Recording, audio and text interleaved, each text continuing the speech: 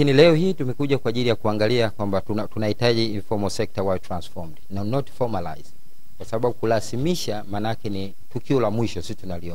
tunalihitaji hao watu wa transform. Kwa hiyo kwenye transformation ya informal sector kuna two pillars, ambayo kwanza ni recognition, inabidi umtambue, lakini la pili tunahitaji kuwa na incentives, ambayo kwa mfano kuwa na maeneo salama kufanyia biashara,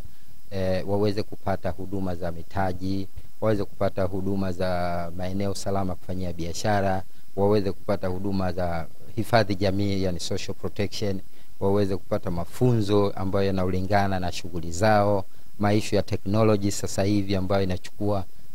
nafasi kubwa sana kwenye jamii, lakini mwishowe hao watu kuweza kulipa kodi zinazostahili. Kwa hiyo ndio hasa tunafanyia kazi kwa ajili ya kusaidia hawa wafanya biashara ndogo ndogo waweze kutoka kwenye hatua moja waende kwenye hatua nyingine. Shirika la Kazi Duniani limefanya kazi kwa karibu na Jumuiya ya Vibindo, ikiwa ni sehemu ya kazi ambazo Shirika la Kazi Duniani inazifanya kuhamasisha urasimishaji wa biashara, hasa kwa biashara ndogo ndogo na zile za kati. Na siku ya leo tumepata wakati mzuri wa kuzindua website ya Vibindo ambayo itatumika kama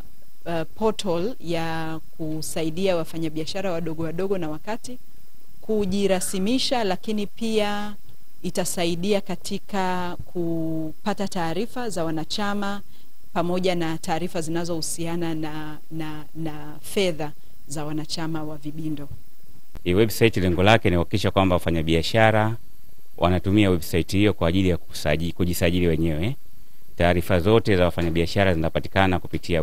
website hii. Lakini website hii vile vile itakuwa inatumika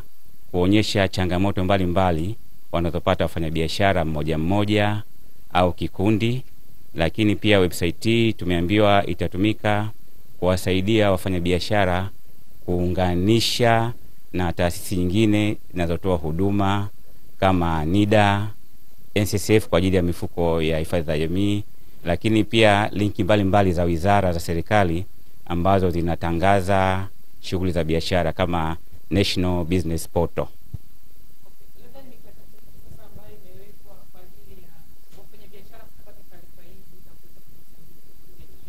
Kwa sababu Vibindo wenyewe ni taasisi ya kitaifa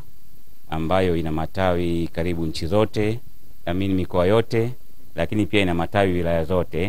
na Dar es Salaam kama mkoa ambao una zaidi ya 70% ya wafanyabiashara wadogo, sisi kama serikali tutashirikiana na Vibindo kupitia maafisa biashara wa wilaya zetu, lakini pia maafisa maendeleo jamii wa wilaya, kuhakikisha kwamba wafanyabiashara wadogo wote wanafahamu uwepo wa website hii na wanajisajili na wanatumia kwa madhumuni yaliyokusudiwa ya kukuza biashara za wafanyabiashara wadogo.